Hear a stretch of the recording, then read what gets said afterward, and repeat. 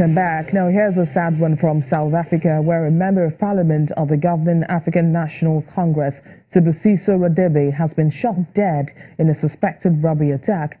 Family members say he was shot in the head and leg after the suspect allegedly demanded his phone. The incident happened in Roodeport City in South Africa's economic heartland of Gauteng. The police are searching for two men believed to be involved in his murder. Mr. Radebe joined Parliament in 2009 and previously served on the Portfolio Committee on Higher Education and Training and the Portfolio Committee on Energy. At the time of his death, he was serving on the Portfolio Committee on Transport. And back here in Nigeria, Nigerian President Muhammadu Buhari has signed the 2018 appropriation bill into law. But the president has a few worries about the documents, particularly the fact that the National Assembly wasted 7 months in transmitting the budget to him for signing. He also observes that the budget for critical infrastructure was reduced and the expenditure for the National Assembly increased instead. According to him, this will make it difficult for the government to implement vital projects, including security for schools, amongst others. He says the National Assembly made cuts amounting to 347 billion naira in the allocation to 4,700 projects submitted to them for consideration and introduced 6,403 projects of their own, amounting to 578 billion naira. But he says that he had to sign the bill in order not to further delay activities of government. He added that he would send a supplementary budget to the National Assembly immediately. Well, let's talk more about this budget, getting a different perspective now, and we're getting more from Dr. Ben Ayene, who's the Chairman, Board of Trustees, Health Reform Foundation of Nigeria. Thanks for joining us in Network Africa. Hello. Thank you for joining us on the program. The 2018 budget signed into law by President Buhari contains provisions for the Basic Healthcare Provision Fund. Tell us what this fund is about and why it's necessary and how it will benefit Nigerians. Okay, just for correction, Dr. Ben Ayene is the chairman of Health Sector Reform Coalition and former chairman of Health Reform Foundation of Nigeria. Just for correction.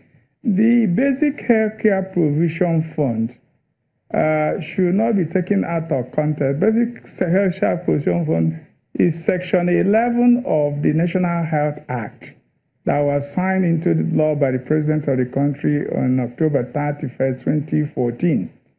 Why Basic Health Provision Fund? The statistics has it that over 70% of the problems in health in Nigeria are primary health care based. So if you saw the problem in primary health care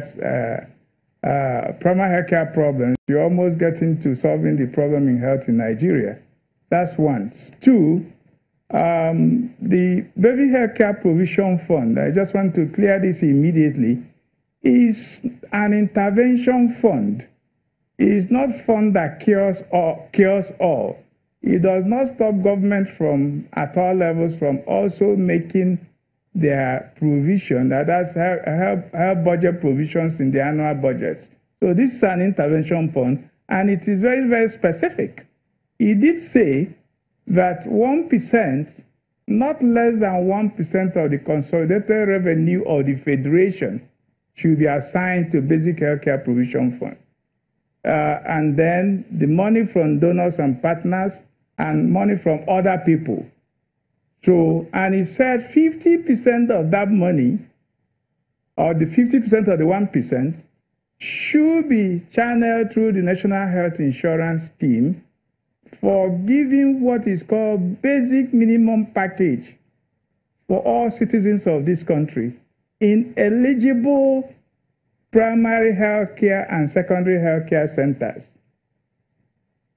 The other 50%, 20% of it will go for purchasing of drugs and immunization and other consumables. 10% will go to human resources. The balance goes to providing of infrastructure and transportation.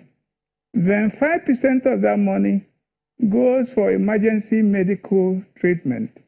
That thing came on board during the time we were processing that bill, where the people in the health sector are asking who pays for emergencies, accidents. So 5% of that comes in there. Now, how do you use the fund? If you read into the Act, it is very, very clear. One is the 5% for emergency.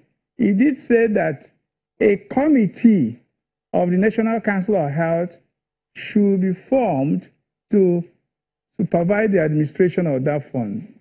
That committee, I don't think, is in place. Two, the National Primary Healthcare Development Agency is saddled with the development of guidelines for administration, disbursement, and monitoring of the fund. That includes all the fund, including the one going through the National Health Insurance Scheme. So here we are. Do we have the guidelines? I don't know. They may have, but it's not yet. We don't see it in the public. But I think we should see the guidelines in public because it is our property. Going beyond that, I always say that the people of Nigeria are government, and government are the people of Nigeria. We are all consumers and we are all producers of health. So we have to be vigilant to be sure that this fund does what it's supposed to do. It is not a free fund. It also says if a state wants to access that fund, the state must justify the project it wants to do with the fund in terms of accountability, in terms of utility or usefulness to primary health care, and the state will also contribute not less than 25%. So that's accountability already built in. The same thing applies to the local government. But even more interesting is that that fund, like it's a consolidated revenue fund, so it's a fund that is it's just like SUBEB or TED fund that should be domiciled at Central Bank of Nigeria. And when you have met the criteria for expenditure of that fund, then you start to draw down on it. And part of the criteria, and that's why I recommend that all Nigerians should seek this National Health Act and read it, because you cannot even implement that Section 11 of the Basic Healthcare Fund in isolation, because it says in eligible healthcare facilities. And Section 12 of the National Health Act is talking about the health establishments. So, Dr. Ben, health establishments that are approved. Dr. Ayene, I know that there's a lot to be said about this, but time would not permit us. We would just have to end the program at this time. But thank you so much for speaking with us on Network Africa. And that's our program today. Thank you so much for watching. I am BC Adebayo.